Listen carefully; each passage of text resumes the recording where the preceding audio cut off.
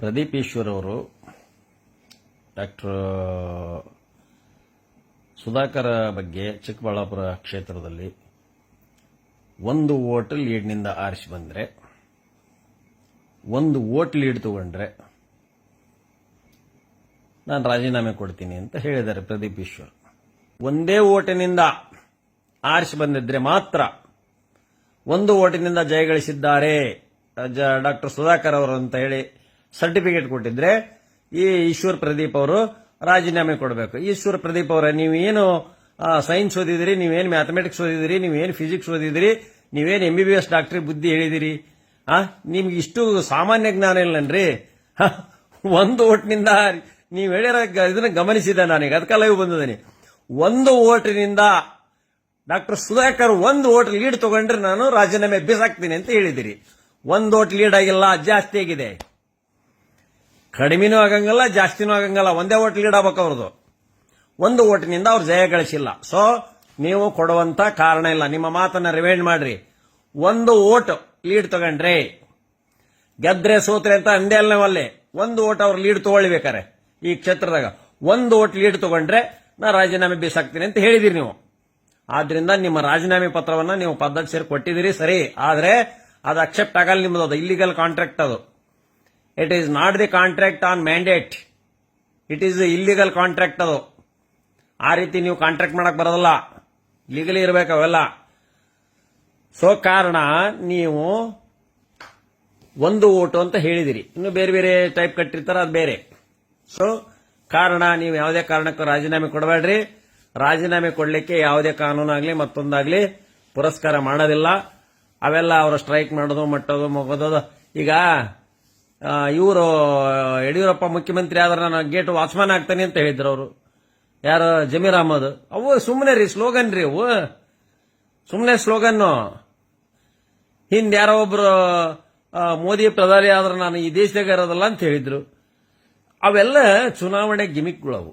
ನೀವು ಒಬ್ಬ ರಾಜಕಾರಣಿಯಾಗಿ ಈ ತರ ಇದು ಮಾಡೋದು ಸರಿಯಲ್ಲ. ಹಾಗಂತ ನಿಮ್ಮ ಮಾತು ತಿರುವಾಕ್ರಿ ಅನ್ನಂಗಲ್ಲ.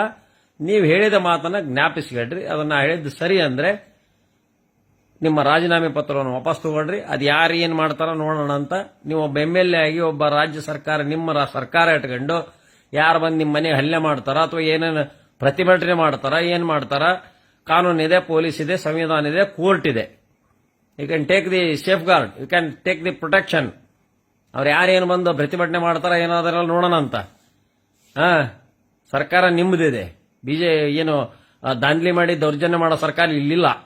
ದಬ್ಬ ಇವೆಲ್ಲ ನೀವು ಕಾಂಗ್ರೆಸ್ ಸರ್ಕಾರದಾಗಿದ್ದು ನೀವೆಲ್ಲ ಇಂಥವೆಲ್ಲ ಹಚ್ಕೊಂಡು ಸಣ್ಣ ಪಾಯಿಂಟ್ ಹೋಗಿ ಯಾರೋ ಬಂದು ಇದು ಮಾಡ್ತಾರ, ರಾಜೀನಾಮೆ ಕೊಡ್ರಿ ಅಂತಾರ ಅಂದ್ರೆ ಅವ್ರಿಗೆ ಉತ್ತರ ಹೇಳ್ರಿ.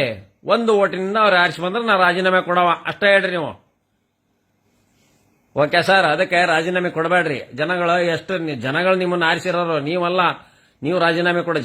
ನೀವು ಆರಿಸಿದ ಜನ ಉತ್ತರ ಕೊಡ್ರಿ ಅಂತ ಹೇಳಿದಾಗ ಕೊಡ್ರಿ ನೀವು. ನಿಮಗೆ ಯಾರು ನಿಮ್ಮ ಮತದಾರರು ಅದಾರೆ, ನಿಮ್ಮ ಪಕ್ಷದವರು ಅದಾರೆ, ನಿಮ್ಮ ಲೀಡರ್ಸ್ ಅದಾರೆ. ಆಮೇಲೆ ನಿಮ್ಮ ರಾಜೀನಾಮೆ ಪತ್ರ ಕಾರಣ ಇಲ್ಲ. ಅದು ನೀವೇನೇನಾರ ಮಾಡ್ಕೊಂಡ್ರೆ ಅದು it is binding on the government.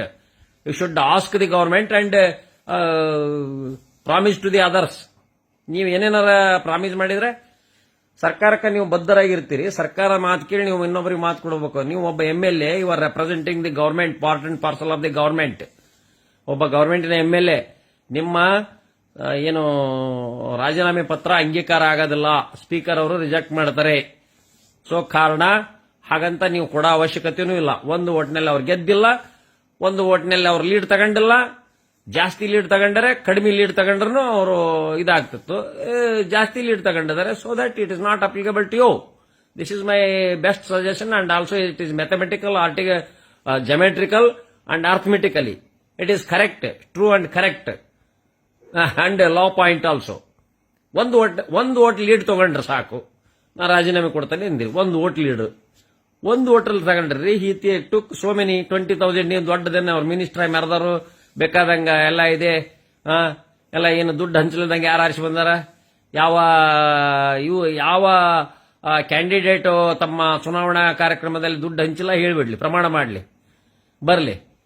ಬಿಜೆಪಿಯವರು, ಕಾಂಗ್ರೆಸ್ನವರು ಇನ್ಕ್ಲೂಡಿಂಗ್ ಎಲ್ಲರೂ ಸೇರ್ಕೊಂಡ ದುಡ್ಡು ಹಂಚಲದಂಗೆ ಯಾರ ಆರಿಸಿ ಬಂದದಾರ ಅಂತ ಹೇಳಿದ್ರೆ ನೀವು ಹೇಳಿದ ದಂಡ ಕೊಡ್ತಾನೆ ನಾನು. ಬರ್ರಿ ಪ್ರಮಾಣ